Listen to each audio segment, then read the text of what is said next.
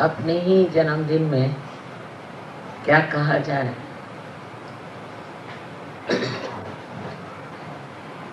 जो उम्मीद नहीं थी वो घटित हो गया है।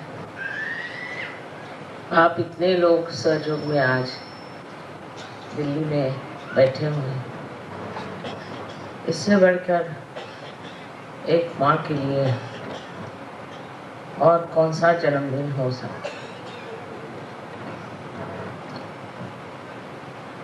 आप लोगों ने आत्म साक्षात्कार को प्राप्त किया है, ये भी आपका जन्मदिन। एक महान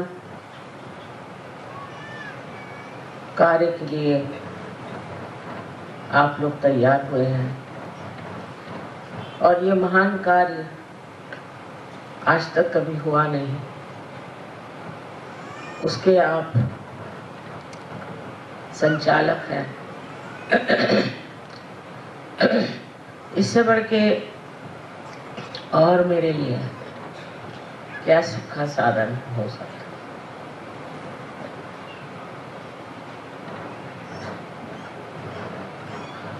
कभी सोचा भी नहीं था कि अपने जीवन में ही इतने आत्म साक्षात्कारी जीवों के दर्शन हों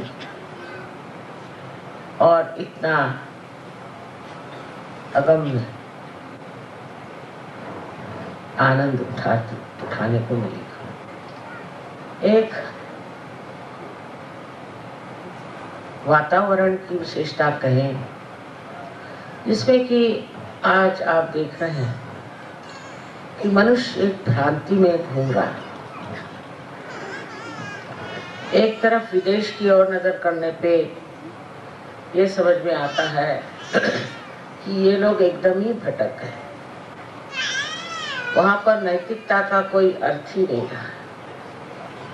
अनीति के ही रास्ते पे चलना, अग्रसर होना, वो बड़ी बहादुरी की चीज समझती है और सीधे नर्क की ओर उनकी गति है।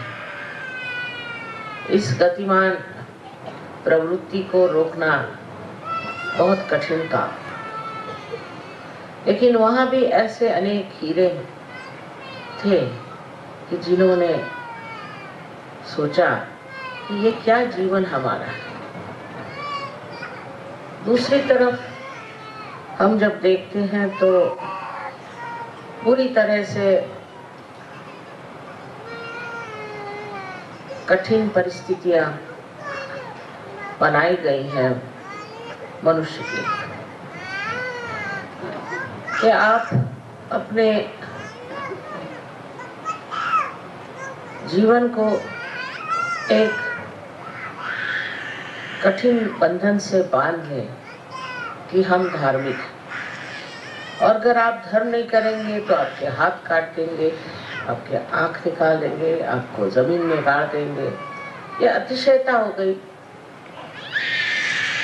और इसके साथ साथ दूसरी तरफ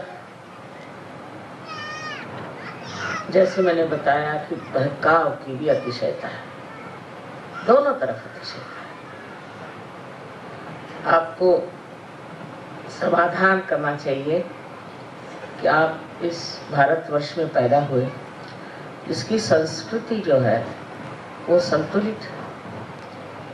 हमें इतना बताया नहीं गया है धर्म के बारे में, किसी ने खास चर्चा भी न की, लेकिन अधिकतर हिंदुस्तानी आदमी अधर्म में नहीं था, अधिकतर। ये दूसरी बात है, उसके पास कर पैसा आ जाए बहुत, उसका दिमाग खराब हो जाए, या वो राजकारण में चला जाए, या और कोई इसी तरह की चीज को प्राप्त कर ले, तो हो सकता है कि उसको ये बहकाव मिल जाए।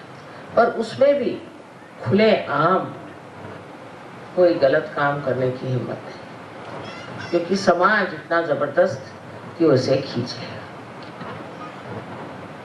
इसलिए आपसे आज मैं जो बात कहने वाली हूँ वो ये है कि एक अपने देश की जो संस्कृति इतनी ऊंची अब भी मानी जाती है और अब भी अपने यहाँ लोग नैतिकता का स्तर मानते हैं।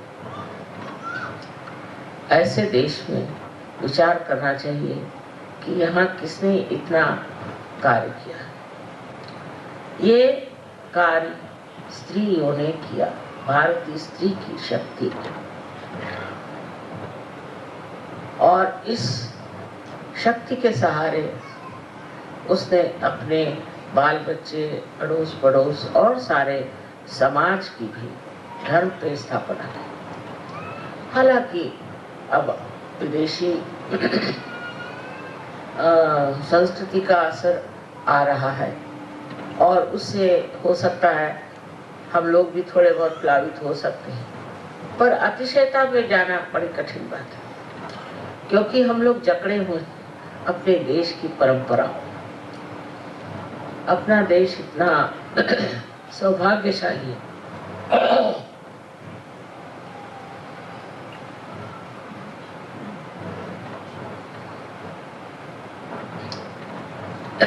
कि यहाँ पर एक से एक महात्मा हो गए, नए संत हो गए, इतने यहाँ पर अवतरण हिंदू धर्म में नहीं, मुसलमानों में भी, और आप जानते हैं सिखों में बड़े बड़े धर्मात्मा इस देश में आए। इस देश की जो विशेषता है कि इस भूमि में ही जैसे कोई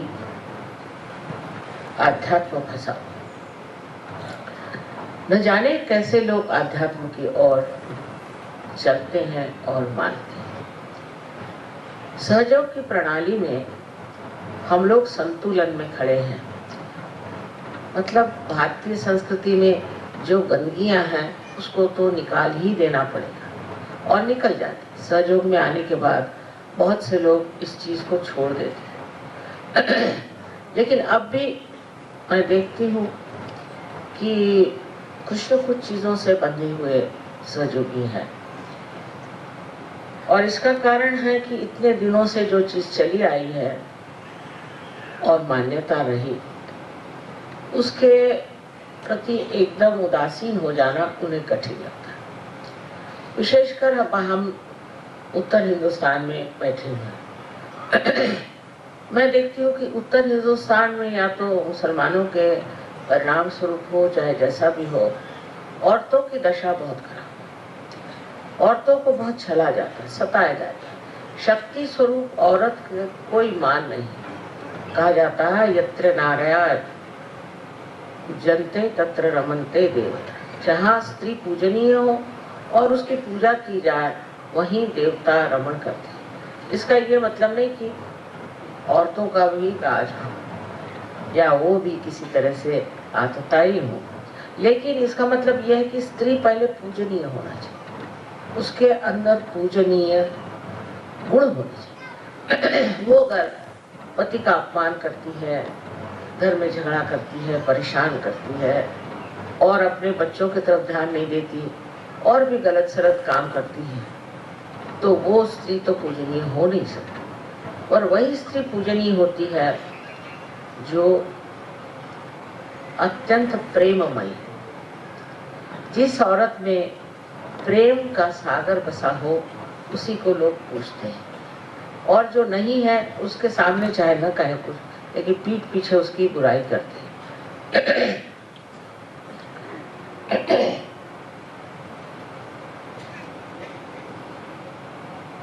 हमारे यहाँ स्त्री को शक्ति माना जाता, पर शक्ति जैसे ये आप इतने यहाँ पर बिजली देखकर बिजली का क्या कहना चाहिए प्रदर्शन देख रहे हैं, ये स्वयं शक्ति नहीं, शक्ति तो कहीं और से आ रही है और यहाँ इसका सिर्फ प्रदर्शन मात्र है। तो इसी तरह स्त्री एक शक्ति स्वरूप होती है, पर उसका प्रादुर्भाव, उसका मैनिफेस्टेशन जो है वो बाह्य में पुरुष के रूप में होता है। उसके बच्चे, उसके रिश्तेदारी के लोग, उसके पति, उसके ससुर, उसके बाप, ये सब पुरुष उस स्त्री के शक्ति से प्लावित होते हैं और उस प्रेम की शक्ति से प्लावित होने के बाद उनमें भी एक तरह का बड़ा अनूठा सा संतुलन बन जाता है। पर जहां पर ये स्थिति नहीं होती, जहां पर घर की माँ और घर की स्त्री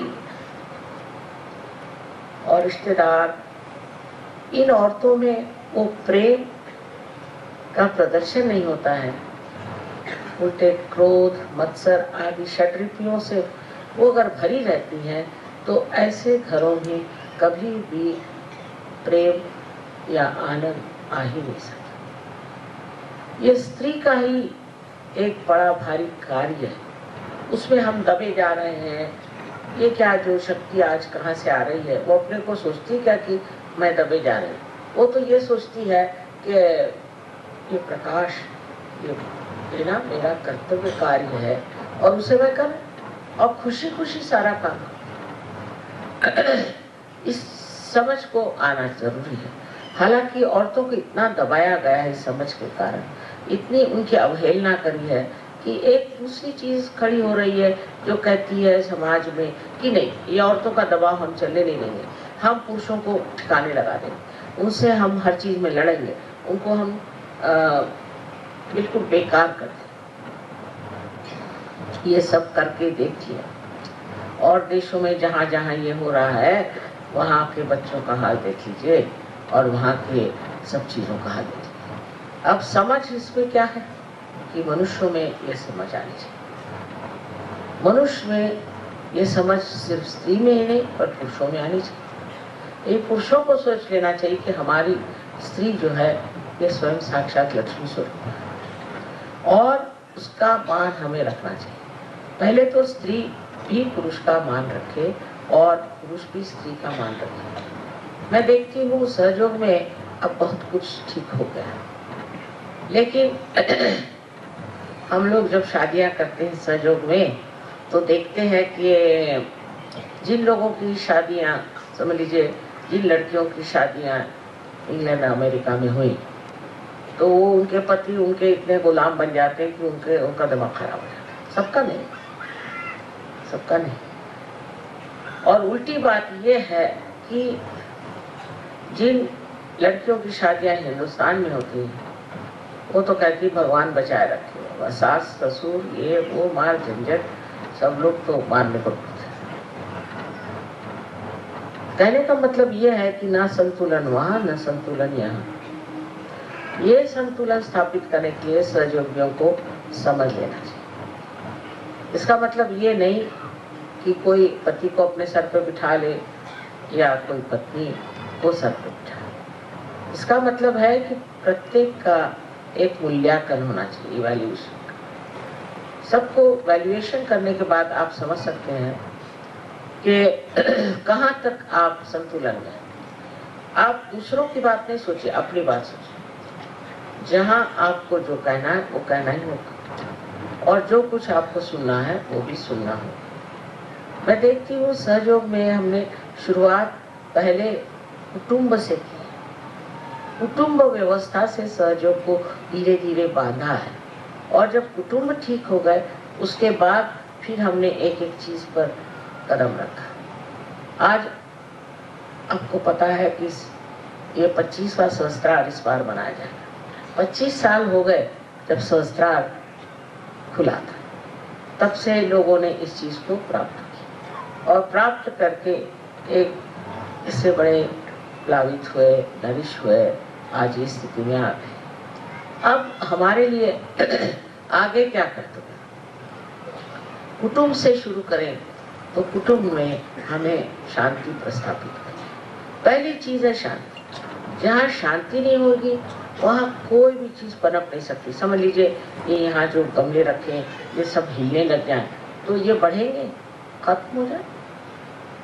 तो सबसे पहले हमें शांति प्रस्थापित करनी चाहिए। इसमें आदमी को भी ध्यान देना चाहिए लेकिन औरतों को भी समझ रखनी चाहिए। दोनों जगह ये चीज रखने से पहले घर में शांति होने से अपने बच्चे जो है सुरक्षित रहे और उनके अंदर एक अपने प्रति स्वयं के प्रति एक जागरूकता आएगी और वो समझ लेंगे कि वो भी एक सहयोगी हैं, उनके माँ बाप भी सहयोगी हैं और एक उनका परम कर्तव्य होता है कि वो अपने माँ बाप का नाम और भी उज्ज्वलित करें।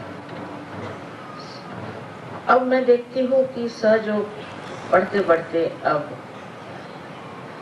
एक समाज में तो आ ही गया है, किंतु और भी क्षेत्रों में बढ़ रहा है।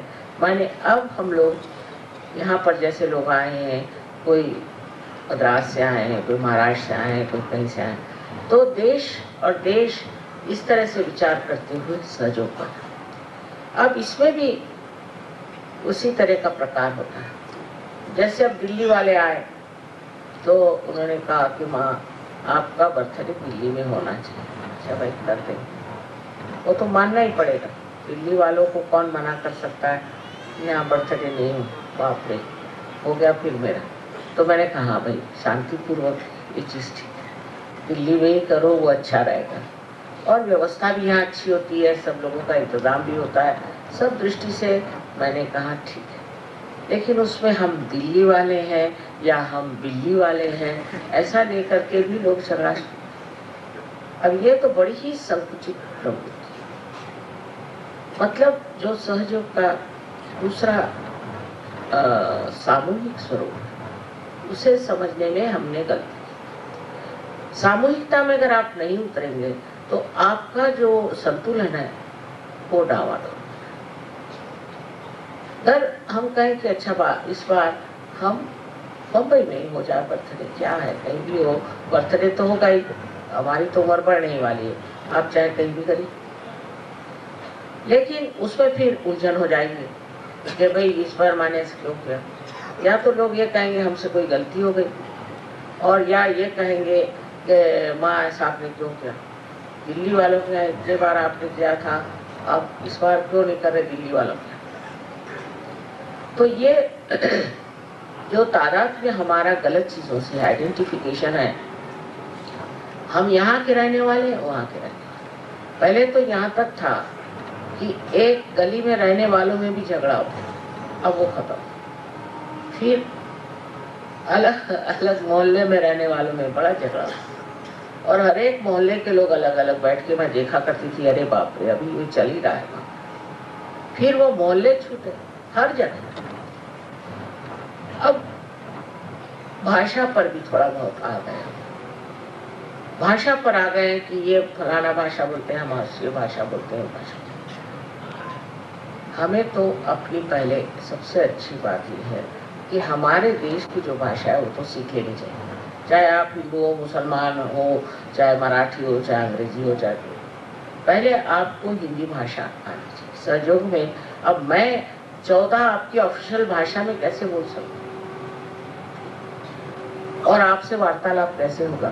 तो जो भाषा माँ को आती है, हिंदी मेरे समझ में मैंने कभी सीखी नहीं, पढ़ी नहीं, पर हिंदी भाषा का हमेशा मुझे बड़ा मान रहा और इसलिए हिंदी भाषा मुझे आती है। इसलिए आप लोग सब अगर हिंदी भाषा सीखें तो सहयोग पे बड़ी मेहरबानी हो जाएगी और इससे आपका भी लाभ हो जाएगा। बहुत से लोग हिंदी सीख गए मेरी टेप सुन करके बाहर, प्रदेश के लोग जो हैं वो बड़े जोर से चिपक जाते हैं किसी चीज में, वो लोग हिंदी बोलने लग गए। और हमारे यहाँ अब भी ऐसे लोग हैं कहते हैं माँ हिंदी भाषण मत दो, आपको चाहिए तो तमिल में दो या तेलुगु में दो। मुझे नहीं आती ना तमिल तेलुगु, अब मैं क्या। इसलिए ये भी जो हमारे अंदर भिन्न भिन्न भेद है, इनको बिल्कुल खत्म कर देना चाहिए। जातीयता के भेद तो है ही हमारे अंदर पहले ही से बसे हुए हैं। एक साहब मुझे कहने लगे हांगकांग में कि हिंदुस्तान में जातीयता, अब भी सहयोगियों में जातीयता है, वो ब्राह्मण है सर। मैंने कहा अच्छा बताइए, क्या आप किसी हरिजन से शादी करेंगे? घबरा रहे हो? हरिजन से? अरे हरि के जन हैं, उनसे शादी करने में क्या? हरिजन से नहीं कर सकते। तो पहले बाकी सब लोगों में हो जाए, फिर धीरे धीरे हरिजन को भी मान लें। लेकिन परदेश में ये झगड़ा ही नहीं। कितने हरिजन लड़कियों की शादियां मैंने बाहर करा दी, और लड़कों को भी। उनको पता ही नहीं कि ऐसी जाति पाति करके कोई चीज होती है, कोई हरिजन होता है और कोई, अब नहीं कहेंगे कोई क्या। इस प्रकार हमारे अंदर इतनी भिन्नता का स्वभाव है। हम भिन्न है, वो भिन्न है, वो। अब भिन्नता भी आवश्यक चीज है, ये नहीं। परमात्मा ने हरेक को भिन्न भिन्न बनाया। हरेक की शक्ल अगर एक बनाते तो कोई किसी को पहचान नहीं पाता है। जैसे कोई आपने आर्मी खड़ी कर दी, इसी तरह से सबकी शक्ल हो जाती। तो भगवान ने एक पत्ता दूसरे से नहीं मिलता है, ऐसा पत्ता बनाया है कि ये पत्ता आप कहीं दुनिया में जाके ढूंढे तो एग्जैक्टली सेम नहीं हो सकता, पता ही नहीं। ये उसकी कमाल है। और अगर ये सोचने लग जाए कि ये भिन्नता ही हमारी विशेषता है, तो फिर आप पत्ते के लेवल पर है, उससे आप उठेंगे। उसको उससे उठकर देखिए तो आप समझ जाएंगे कि आप जो है वो एक विशेष व्यक्ति, योगी जन, जिनकी की जात पात कुछ नहीं। शास्त्रों में लिखा है सन्यासी की जात पात नहीं। जब सन्यासी हो गए आप क्या रह गए, अंदर से छूट गए सो सन्यासी, तो आपकी जात पात कैसे रह गए। इसका बड़ा विरोध करना चाहिए, जात पात का बहुत ही विरोध करना चाहिए। और सिर्फ गुण ग्राहकता होनी चाहिए कि किसमें क्या गुण है, उसको पाना चाहिए और उसको समझना चाहिए। इस एक मर्यादा से जब हम गुजर जाते हैं तब फिर देश विदेश से हमारा संबंध आता है। अब मैं आपसे क्या बताऊं कि परदेश में मैंने जो लोग देखे हैं उनमें बहुत ज्यादा यांत्रिक लोग हैं, यांत्रिक, यंत्र को विश्वास करते हैं और साइंस में विश्वास करते हैं, पढ़े लिखे। लेकिन सहज में जब वो उतरे तो जैसे कोई प्रेम सागर में ही उतर गए हो, उसकी डुबकियां लगा रहे। अब यहाँ पर आप देखिए कि 500 आदमी बाहर से आए, इतना नितांत उनका प्यार है मेरे साथ। क्योंकि कहते कि जब हम बस सोचते कि हमें आपसे प्यार है तो ऐसा लगता है कि चारों तरफ से हमें प्रेम और आनंद के सागर ने घेर दिया। अब कल देखिए उनको कुछ समझ में नहीं आ रहा था कब आए, पर आनंद की लहरियों से वो भरे हुए। उसे सीखने की बात ये है कि बिल्कुल निर्वाज, किसी भी तरह की आशा न रखते हुए वो प्रेम में उतरना चाहते। और क्योंकि हम लोगों को अभी प्रेम की इतनी महत्ता मालूम नहीं है, हो सकता है कि अब भी हम बहुत, जैसे हिंदुस्तानी चिट्ठी आएंगे तो मेरा बाप बीमार है, मेरे बाप का ससुर बीमार है, फलाने का फलाना बीमार है, उसको आप दे दीजिए, उसके पास नौकरी नहीं है, मेरी सब बैंक्रप्सी हो गई, मेरा भाई जेल जा रहा है। सब यही बात है। यहाँ तक कि वो सोचते हैं कि एक तरह मेरे ऊपर एक अधिकार है क्योंकि मैं भी एक हिंदुस्तान में पैदा हुई हूँ और आप लोग हिंदुस्तान। और ये बड़ी निम्न चीज है, इसको मांगने की जरूरत ही नहीं अगर आप सजो। ये अपने आप घटित हो सकता है, ये विश्वास परदेशी लोग। अब आपको मैं एक आश्चर्य की बात बताऊं।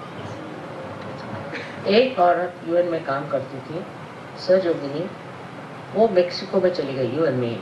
उसका एक लड़का, उसको ऐसी बीमारी हो गई कि वो बीमारी पुश्तन पुश्त आती रहती है और इस लड़के पे बड़े जल्दी आघात हुआ और 1 महीने के अंदर वो बच्चा मरने वाला था। वो सहयोगी नहीं, ये सहयोगी। इसने मेरे पास 3 चिट्ठियां भेजी, उसमें उसने उसका नाम लिख के भेजा, ये बीमारी है, पता नहीं कौन सी अजीब गरीब लंबी चौड़ी बीमारी उसको है। और ऐसी 3 चिट्ठियां मेरे पास है। मुझे बड़े उसके लिए कहती हूँ कि क्या कहूँ मैं, अपनी इंसानियत की भाषा में तो कहा नहीं जाता, पर एक तरह से जैसे खिंचाव खिंचाव। और चौथी उसकी चिट्ठी आई कि माँ आश्चर्य की बात है, मेरे लड़के को मैं ले गई थी हॉस्पिटल, तो उन्होंने कहा इस तो सब नेगेटिव है, बिल्कुल परफेक्ट हेल्थ।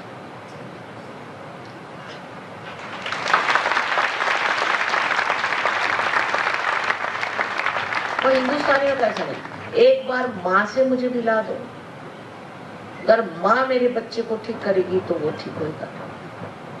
माँ के खोपड़ी पे लादे बगैर वो सोचते ही नहीं कि उनका बच्चा ठीक है। कितना बड़ा फर्क है। वो मेक्सिको में बैठी हुई, मैं उसका क्या इलाज कर सकती, क्या मैं बस आपको प्रार्थना कर रही हूँ और आपके पास मैं चिट्ठी भेज रही हूँ, ये उसको दूंगा बस। अब ये श्रद्धा की जो बात है, प्रेम जब श्रद्धा में हो जाता है, श्रद्धा में अंधश्रद्धा से मतलब नहीं, आपको अनुभव है मेरा, आप जानते हैं मुझे, कोई नई बात नहीं।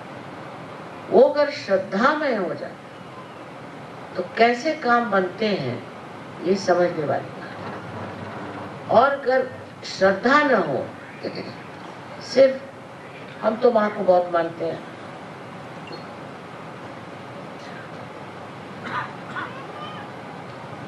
ऐसे मानने वाले, ईसा को मानने वाले बैठे हैं, मोहम्मद साहब को मानने वाले बैठे हैं, उनको मान रहे। अरे तुम क्या हो, तुम्हारे अंदर कौन सी विशेषता है, तुमने क्या प्राप्त किया, इसे सोचना। हमने ये देखा कि जो कुछ भी इन लोगों ने इतने आसानी से प्राप्त किया, उसकी वजह ये कि एकदम प्रेम से शुष्क हो गए, उनके अंदर प्रेम इनको मिला ही नहीं। और जब प्रेम नहीं मिला तो जैसे ही उनको प्यार मिला तो एकदम उसकी और वो बिल्कुल पूरी तरह से आकर्षित हो गए। और उस प्रेम को पाने के लिए उनको दुनिया कोई चीज नहीं चाहिए,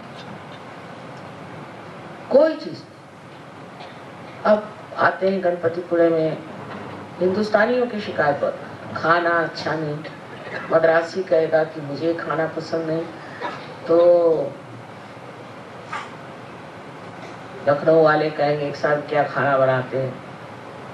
सबके खाने के शौक उनके बीवियों ने ऐसे बिगाड़ रखे हैं कि उनको कोई खाना नहीं पसंद। अब इस हिंदुस्तान में कौन सा एक खाना बताइए जो बनाने से लोग खुश हो। इनको ये पसंद नहीं, उनको वो पसंद नहीं, तो उनको वो पसंद। और ये कभी नहीं कहेंगे कि खाना अच्छा नहीं, हालांकि पहले बहुत खराब खाना होता था, अब जरा बहुत कहना चाहिए अच्छा हो गया। पर कभी इन लोगों ने ये नहीं कहा कि माँ खाना अच्छा है। अब बाथरूम के लिए भी बड़ी अजीब सी बात है कि मैंने, हिंदुस्तानियों ने कहा कि माँ ये हमें बाथरूम पसंद नहीं, तो इंडियन स्टाइल है, हमें तो वेस्टर्न स्टाइल चाहिए। और वेस्टर्न वाले बोलते कि नहीं हमको तो इंडियन स्टाइल चाहिए, बड़ी साफ चीज। अब मेरी समझ में आप क्या करें, इंडियन के लिए बनाए और उनके लिए बनाए। तो मैंने ये कहा अच्छा ठीक है, इंडियन वालों को फॉरेनर्स के साइड में रख दो, फॉरेनर्स को इंडियन साइड में रख दो। पर हम लोग बड़े डिमांडिंग हैं, जैसे हर समय ये चीज नहीं ठीक, वो नहीं चीज ठीक, ये ठीक कर दो, वो ठीक कर दो। कितनों के घर में अटैच्ड बात हो रही है बताएं। लेकिन इसमें हम लोग अपने सोचते हैं कि हम बड़े ऊंचे हो गए इस तरह के डिमांड्स करते हैं। और इन लोगों से पूछो तो कहते हैं कि माँ शरीर का जो आराम है बहुत उठा लिया, उन्होंने जो बहुत उठा लिया शरीर का आराम, अब आत्मा का आराम, शरीर का आराम नहीं चाहिए। जो कि हमने उठाया नहीं वही हम सजोग में पूछते हैं कि हमें शरीर का भी आराम है। इसमें आपसे कहने से फिर आप वही करेंगे, माने का शरीर का आराम, तो चलो हम जमीन पर सोएंगे, ये नहीं मेरा मतलब, ये मतलब नहीं। मतलब ये है कि ये सोचना चाहिए कि हमें अब आत्मा का कार्य करना है, आत्मा को संतोष में रखना है। जितना हम शारीरिक चीजों के बारे में सोचेंगे उतना ही हमारा आत्मा दुखी हो जाएगा। उसका प्रकाश उतना ही कम, और जितना ही हम बाहर के लोगों के लिए, दूसरे लोगों के लिए, वातावरण के लिए, हर चीज के लिए जब हम सोचेंगे उतने ही हम बढ़ते जाएंगे, आत्मा का प्रकाश बढ़ता जाएगा। और उसमें आपको हैरानी होगी कि आप अपने को पाइएगा कि आप बिल्कुल विश्व के एक नागरिक हो गए, आपके अंदर विश्व जैसे समा। अब बहुत से लोग मुझे कहते हैं माँ आपको हर एक चीज कैसे याद रहती, आप जैसे अब ये देख लिया, इसको देख लिया, बस होता है चित्र सा बन सब चीज आप चित्र से मेरे हृदय। ये कैसे होता है? क्योंकि मैं अपने अंदर हूं ही नहीं, सब बाहर ही हूं। मैं सोचती भी नहीं अपने बारे में, कुछ विचार ही नहीं करती, मतलब और करने की मेरे अंदर वो शक्ति नहीं, तरीका ही कि अपने बारे में सोचती बैठी रहूं। कभी मेरे साथ किसने क्या किया, मेरे साथ किसने क्या जाती, कभी हो कैसे। लेकिन जो कुछ भी बाह्य में है सब, इसमें जब आप अपने आत्मा का प्रकाश देखेंगे तब आपने विश्व की पूर्ण कल्पना हो जाए। कोई पहाड़ी है, वहां चले गए, पहाड़ी में भी अपना आत्मा का प्रकाश, हर एक चीज जब वो आत्मा का प्रकाश आप देखते हैं, हर एक चीज आपको कोई चीज भूलती नहीं, उसका आनंद भूलता नहीं, पर उसके बारे में फिक्र नहीं लगती कि ये किसका कारपेट है, मार लें कि इसको खरीद लें, कि कुछ ऐसा नहीं विचार। सिर्फ देखना मात्र बनता है, और जब ये देखना मात्र प्रगल्भ होता है, बढ़ता जाता है, बढ़ता जाता है, तो आपका व्यक्तित्व एक विश्व को भर लेता है। और यही स्थिति अब आप में समझ है। और भिन्नता तो चाहिए हर एक चीज में, इसमें कोई शक नहीं, हर एक आदमी में भिन्नता होनी चाहिए, पर किस चीज में? अपना अपना आनंद व्यक्तित्व कर। कल देखिए डांस कर रहे थे एक से एक लोग, जैसा भी आ रहा था, जिस तरह से भी आ रहा था, सबकी भिन्नता थी, एक जैसे कोई नहीं नाच रहा था। ये भिन्नता हमारे अंदर डर रहे तो उससे हम एक अलग अलग तरह के आनंद का अनुभव दूसरों को दे सकते। आनंद अपने लिए नहीं, हम दूसरों को कितना आराम दे सकते हैं, दूसरों को हम कितना आनंद दे सकते हैं, दूसरों में हम कितना प्रकाश ला सकते हैं, इसका विचार हमेशा रहना चाहिए। कभी कभी, मैं नहीं कहती सब, पर कभी कभी हिंदुस्तानी भी लिखते हैं कि माँ मेरी प्रगति कराइए, मैं चाहता हूँ कि मैं इस चीज़ों से हट करके ऊंचा हो जाऊँ। क्योंकि जो भी चिट्ठी लिखते हैं अधिकतर वो सब बेकार की चीज़ें, ये बीमार है, वो बीमार है, ऐसा है, वैसा। और कोई कोई बहुत प्यारी चिट्ठियाँ लिखता है और उससे बिल्कुल मैं गदगद हो जाती हूँ कि इन्होंने अपना मार्ग ढूंढ लिया है, इन्होंने देख लिया इन्हें कहाँ जाना है, अपने मंजिल को इन्होंने पहचान लिया। बस इससे ज्यादा मुझे कुछ नहीं। ये मैं देखती रहूं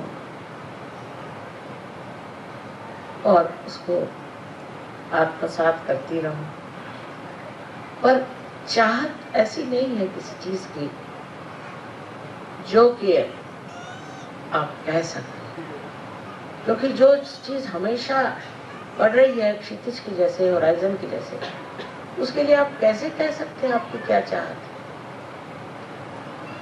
आपका जीवन इसी तरह से अत्यंत सुंदर हो जाए, अत्यंत सुगंधित और सबको आह्लाद देने वाला, सबको आनंद देने वाला हो जाए, यही मैं चाहती। जिस दिन ये विचार आ जाए आप लोग कभी कभी राजकारण भी करते हैं, कुछ करते हैं, उसकी कोई जरूरत नहीं। सहयोग में आपको पैसा कमाना नहीं, आपको कोई पोजीशन लेनी नहीं, कुछ नहीं। इसमें आपको अपनी प्रतिष्ठा ही पानी है, जिस प्रतिष्ठा में आप एक विश्व के जानने वाले, विश्व में उतरने वाले, विश्व की परवाह करने वाले, उनकी तकलीफ और परेशानियों को दूर करने वाले और सबको ज्ञान देने वाले ऐसे महान महान वृक्ष हो सकते हैं। और मेरा यही आशीर्वाद है कि सब लोग इसी तरह से अपने को बढ़ाएं, अपनी और नज़र करके देखिए कि क्या मैं किस तरह से